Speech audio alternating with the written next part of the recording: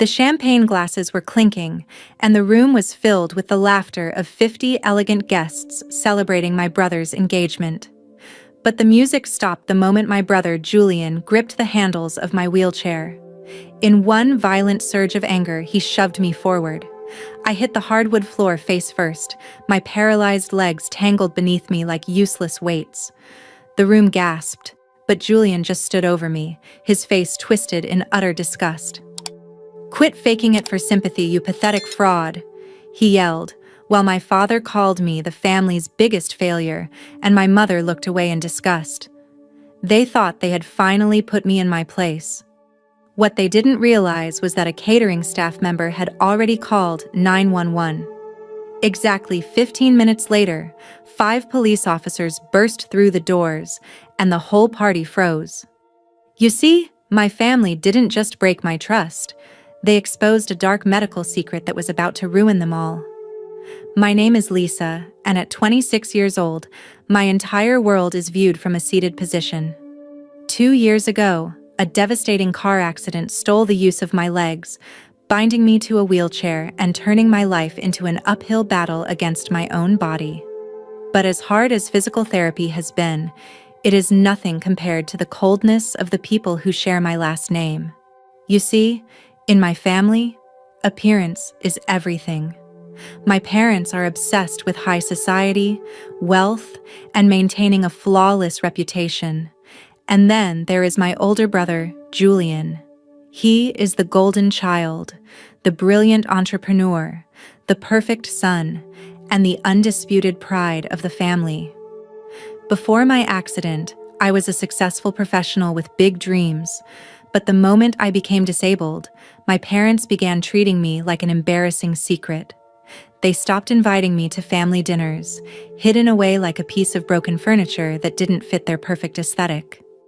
Julian, meanwhile, basked in their undivided adoration, cruising through life on a wave of unearned privilege. I tried my best to stay out of his way, adjusting to my new reality in silence. But no matter how much I shrunk myself to make them comfortable, Julian's arrogance only grew. I was just a burden to them, an invisible stain on their pristine family portrait. But what none of us knew back then was that the golden child's deepest flaws were about to clash with my reality in the most violent way possible. The silence in my small room was shattered when Julian announced his engagement to Charlotte, the daughter of one of the city's most prominent real estate moguls. It was the ultimate status upgrade for our family, and my parents were ecstatic. The planning for a lavish engagement party began immediately. One evening, as I rolled past my father's home office, I overheard my mother speaking in a sharp whisper. "We can't have Lisa there," she said coldly. "The wheelchair will ruin the aesthetic of the photos, and I don't want Charlotte's family pitying us." My heart sank, but before I could retreat, Julian intervened. "No, Mother, she has to come," he insisted. For a brief moment, a flicker of warmth washed over me. I thought my brother was actually standing up for me, showing a shred of sibling loyalty. I was completely oblivious to the fact that he merely wanted me there as a prop, a way to look like a compassionate, benevolent family man in front of his wealthy future in-laws. The day before the party, while looking for a pen in my father's study to sign a medical release form, my hand brushed against a thick manila folder hidden beneath a stack of tax documents.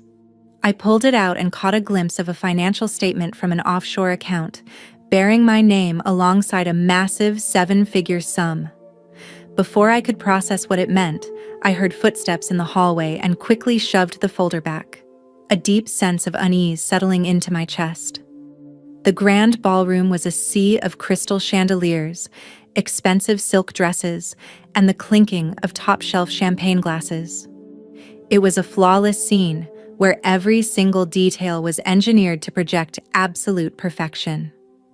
As expected, I was pushed into a dimly lit corner of the room, completely ignored by my parents, who were busy parading Julian around like royalty. I sat quietly, focusing on the texture of my dress, trying to ignore the patronizing glances from the passing guests. The atmosphere shifted when Richard, Julian's wealthy future father-in-law, walked over to my corner.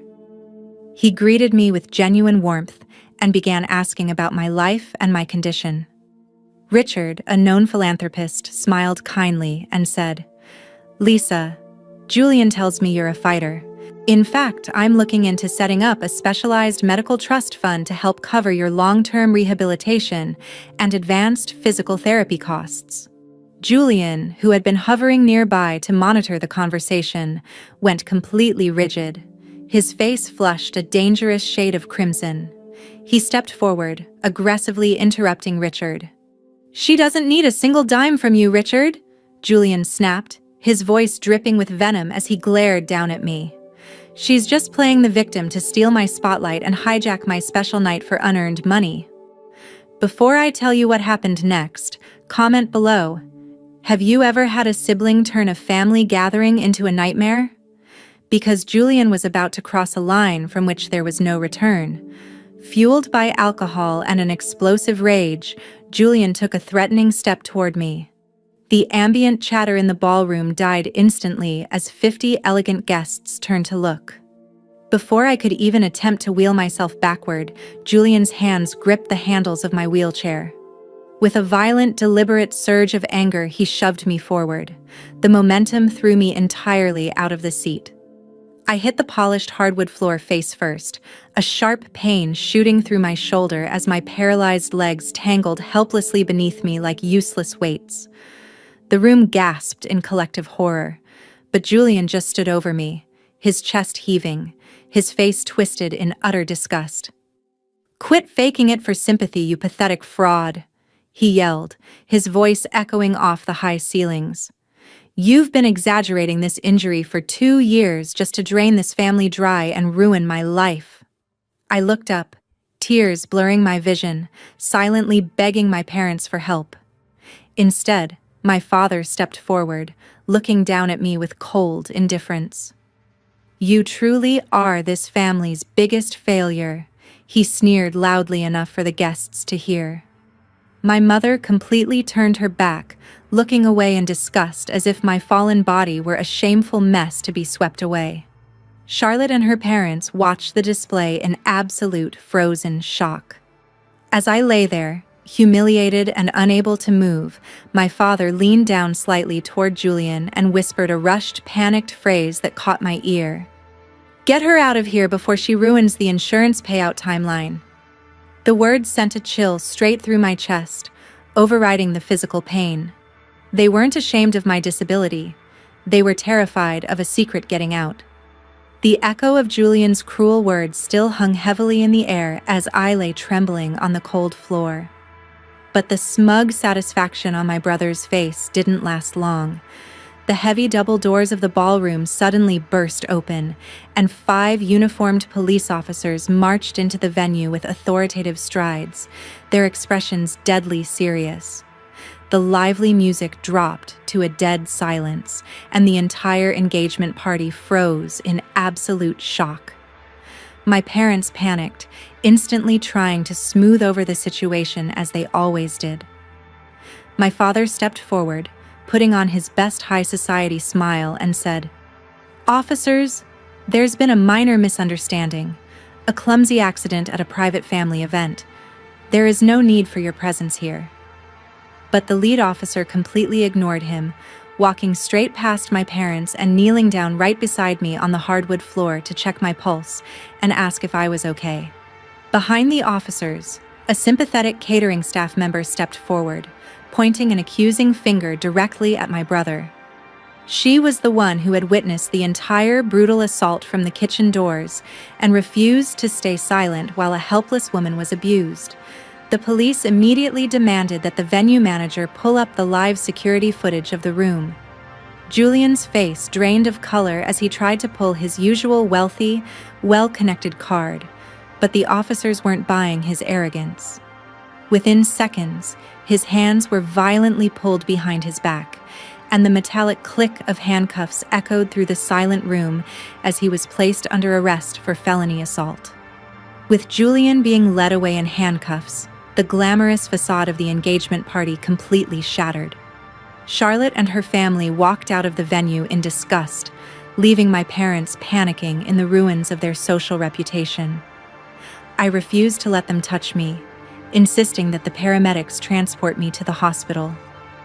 While sitting in the quiet examination room, the chilling words I had overheard my father whisper to Julian about the insurance payout timeline kept echoing in my mind. I knew I couldn't trust them anymore. I immediately called an independent, trusted estate lawyer and instructed him to look into the mysterious offshore financial documents I had discovered earlier in my father's study. It didn't take long for him to uncover the truth, and when he called me back, the dark secret he exposed left me completely breathless. 2 years ago, right after my devastating car accident, a massive $2 million insurance settlement had been approved and paid out. Legally, every single dime of that money was meant entirely for my lifelong medical care, specialized rehabilitation, and advanced physical therapy. But my parents and Julian had systematically hidden the existence of the funds from me. They had routed the money into hidden offshore accounts and spent it to prop up Julian's failing business ventures and fund their lavish high society lifestyle. They kept me isolated, broke, and dependent in a wheelchair so I would never ask questions or discover the truth. Julian's vicious quit-faking-it accusation wasn't just cruel. It was a desperate psychological projection to protect their grand fraud and keep me from accessing the very medical funds that would prove my independence. The fallout from that fateful night was absolute.